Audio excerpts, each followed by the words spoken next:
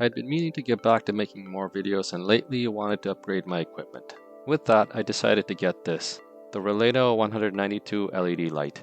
This comes in a 3200 to 5600 Kelvin color range, with a built-in 4000 mAh battery which is stated to give 2 hours of continuous lighting. On opening the box, there's an inner flap with the support contact info and promotional requests from the makers. Inside, you'll find the user manual with the usual schematic, dimensional, warranty information in various languages. Next up is the power adapter, which is a 3-pin UK plug with textured plastic chassis with shiny reliefs etched in. There's an ample length of cable which terminates in a coaxial connector. Also included is a 1/4" thread which fits in common tripod heads. This has a handy scrolling mechanism to make it easier to screw on or off. There is a flexible action cam mount style joint which can be used to adjust the inclination of the light as well. The top part seems to offer a hot shoe style mount, although not sure how this would work with the light itself.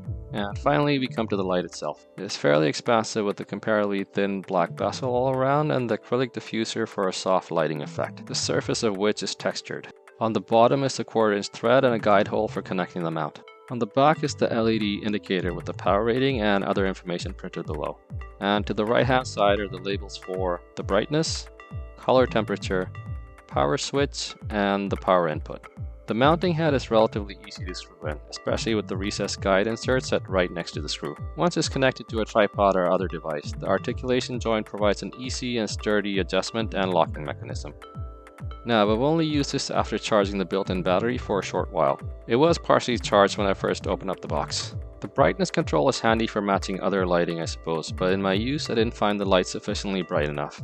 The temperature control on the lower end offers an orangey glow, and at around 4000 Kelvin it's at its brightest, with the high end being somewhat muted.